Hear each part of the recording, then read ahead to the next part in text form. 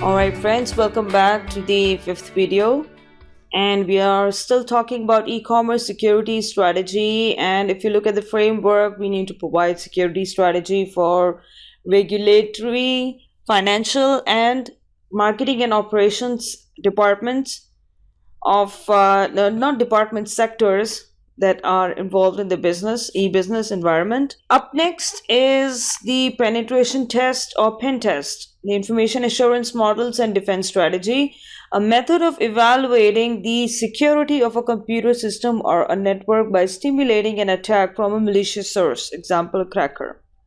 So that's a penetration test before a website which has a highly sensitive data is rolled out and is launched. Security officials or security professionals involved in the project, they conduct a pen test.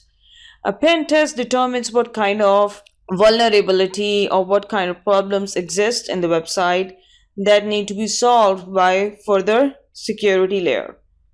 Electronic commerce security programs all the policies, procedures, documents, standards, hardware, software, training, and personnel that work together to protect information, the ability to conduct business, and other assets. So these are the electronic commerce security programs. Very pretty self-explanatory. Computer security incident management is the monitoring and detecting of security events on a computer or computer network and then execution of proper responses to those events. The primary purpose of incident management is the development of a well understood and predictable response to damaging events and computer intrusions. So, the management system or incident management system, this is related to disaster management. And whenever you have a complete electronic commerce site set for launching, you need to conduct a checklist which determines whether your site is well covered or well planned for different kinds of incidents that may occur in the environment. So those are the programs, those are the steps or activities that people need to carry out, or tasks that people need to execute once the system is struck by some kind of an unfortunate incident, whether it is man-made or natural. The electronic commerce lifecycle management process system is retired. Response, execute incident response plan, release incident response plan, security review, verification, dynamic analysis, attacks review. Actually, you're supposed to be going the other way around, just hang it there. System is retired. Okay, let's start with training. Okay, requirements for training, design for training, implementation for training, verification, whether all the training that you provided is covered for different kinds of attacks, release incident response plan, and security review.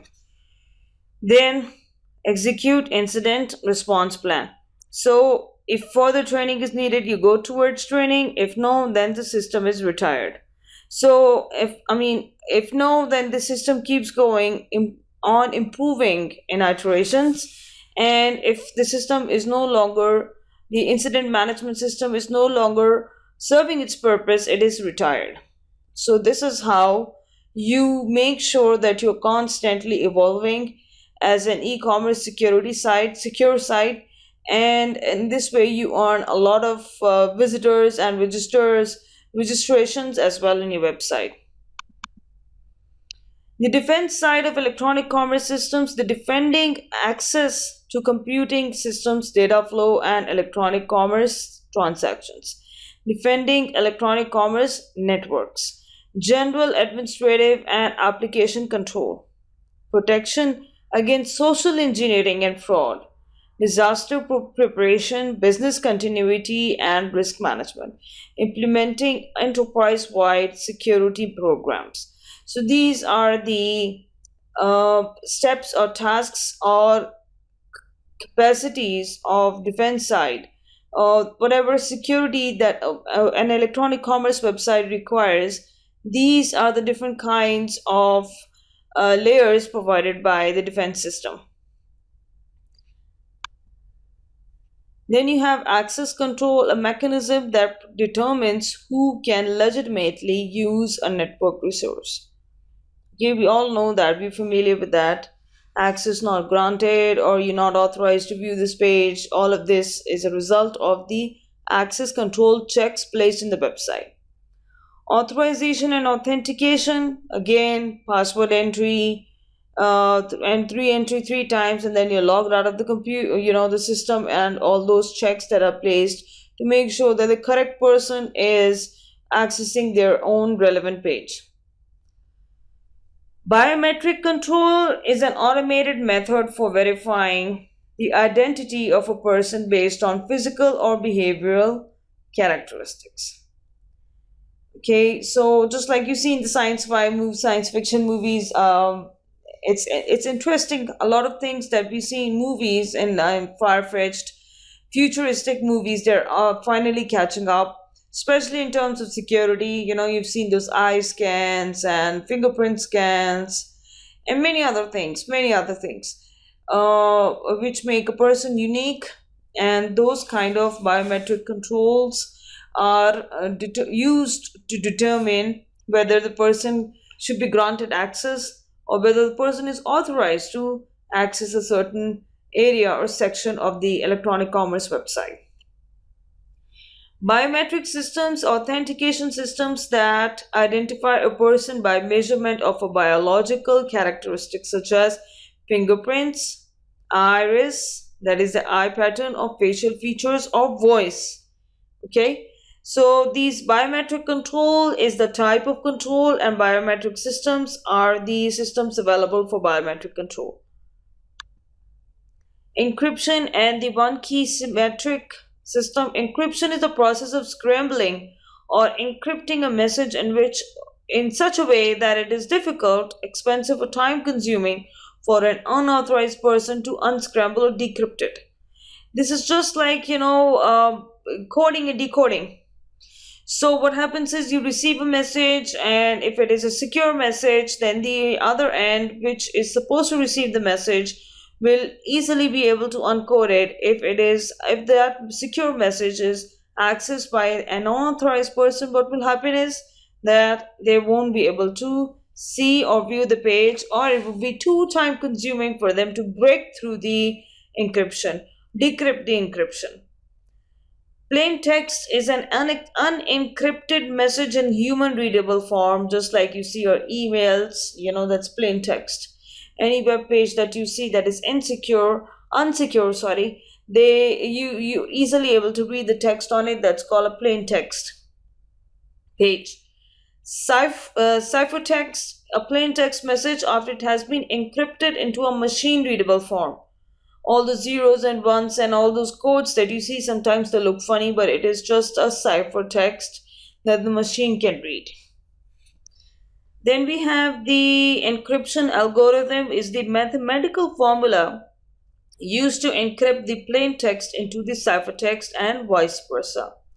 So encryption algorithm is a complete science. It's a science of assembly language or algorithm language, in which what happens is that you write pseudocode or lines of code that are used to encrypt and decrypt a message, and it is increasingly gaining a lot of popularity.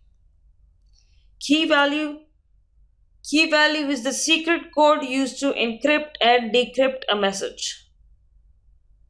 Key space is the large number of possible key values or keys created by the algorithm to use when transforming the message.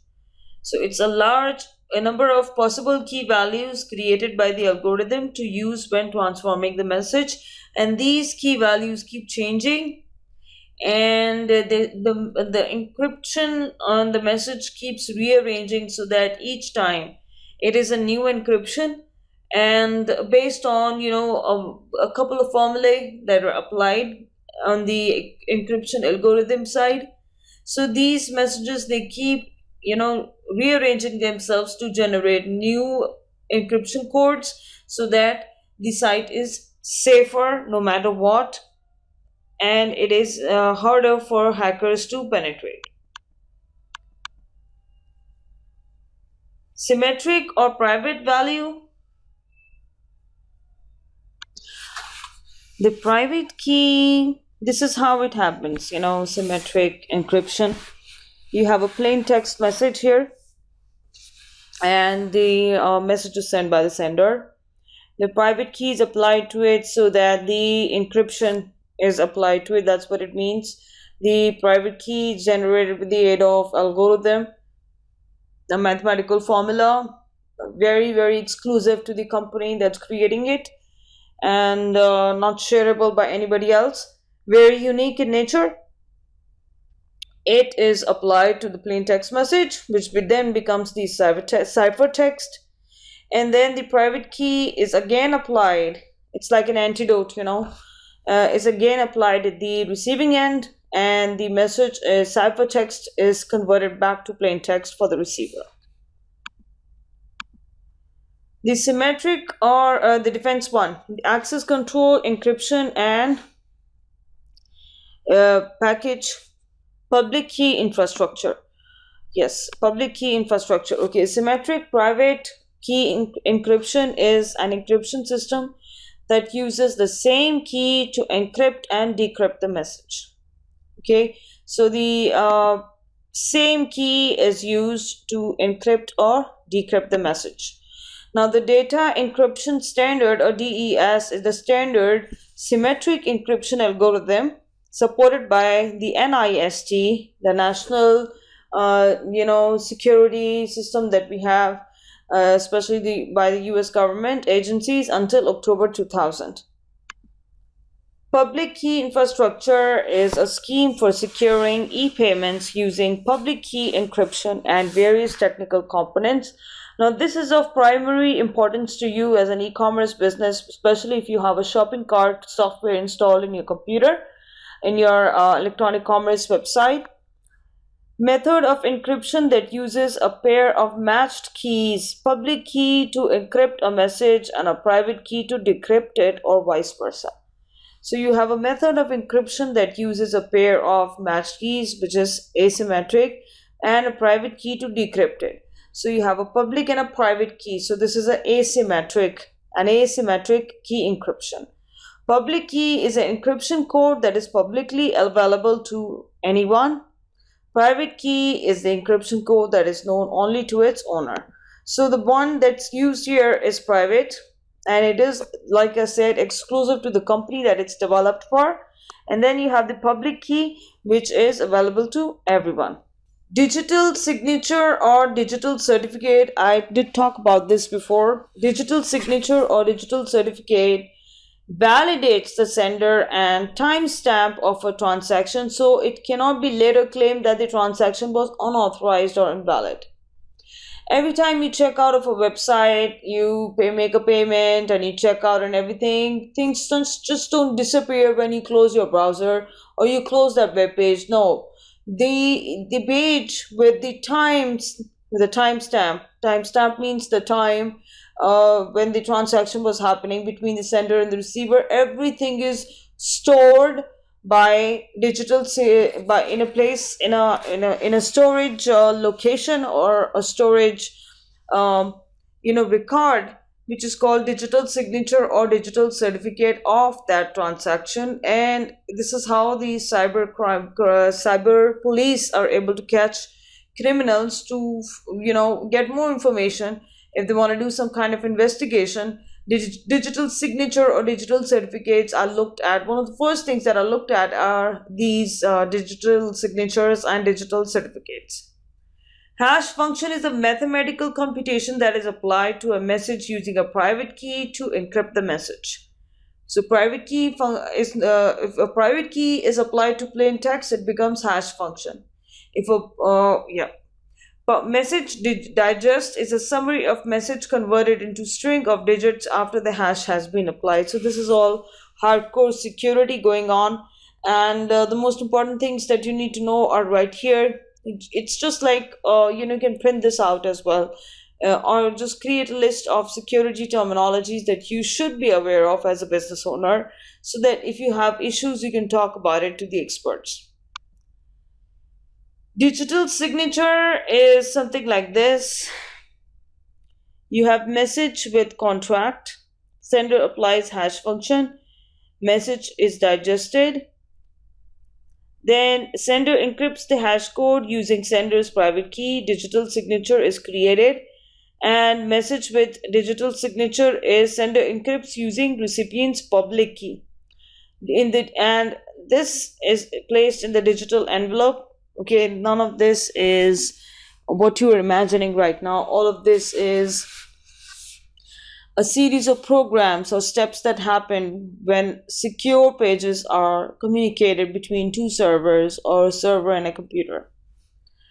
Digital envelope is then opened up, message with contract is seen, digital signature, recipients decrypts using recipient's private key, recipients decrypts using sender's public key, original message digest, new message digest, compared to match. Okay, so if it's matching, then you got the right message. Digital envelope is the combination of encrypted original message and digital signature using the recipient's public key. And the certificate authorities, you see, the third parties that issue digital certificates. For example, for me, it was cloudaccess.net. Right here, if you take a look, let's open up a new page. And if you open up Cloud Access, okay, cloudaccess.net is my certificate authority that provides me with SSL, secure service layer. If you look at these services, products and services, they provide here managed SSL certificate. Okay, cloudaccess.net offers an SSL certificate and installation all in one package. We provide you with SSL certificate, a dedicated IP address, installation and configuration on the server for one flat fee. You must have a current hosting and support plan with cloudaccess.net to receive the benefits of this offer. So that's how I am registered with them as this business here. UAE National Games. Remember, I have a payment gateway here. So what I do is, this is how much I pay. Highest SSL security standards, 2048-bit digital signatures, 256-bit encryption. The thing is, without this, the UAE government does not allow. This is the one, Comoros Secure. Our site is protected. So this is the logo that signifies that my site is protected. Without this logo or any similar logo like this, the UAE government would not let me conduct an e-commerce business. Okay, so we need to apply SSL layer for our business. Okay, so these are the payment policies or prices available. Frequently asked questions. What does my purchase cover? Dedicated IP address, just like what they said in the beginning. And how do I order? Okay, are there recurring fees? Yes, you are charged an annual fee for the SSL certificate. There is no option to purchase the SSL for a fixed period of time, but you can cancel during the first year. Okay, all right. Yes, that's how it works. Firewall, the defense to securing e-commerce networks. Firewall, a single point between two or more networks where all traffic must pass. Choke point.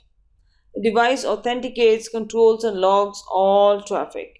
So this is like a point of access. It's like a territory where you enter the website, and this and you cannot just enter the website from any area. You just have to enter through the firewall. The firewall takes note of all the websites of all the computers accessing the e-commerce site.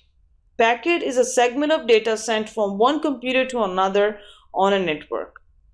And the dual firewall architecture, or the DMZ. Let's talk about the DMZ in the next video. All right, take a break. I'll see you shortly.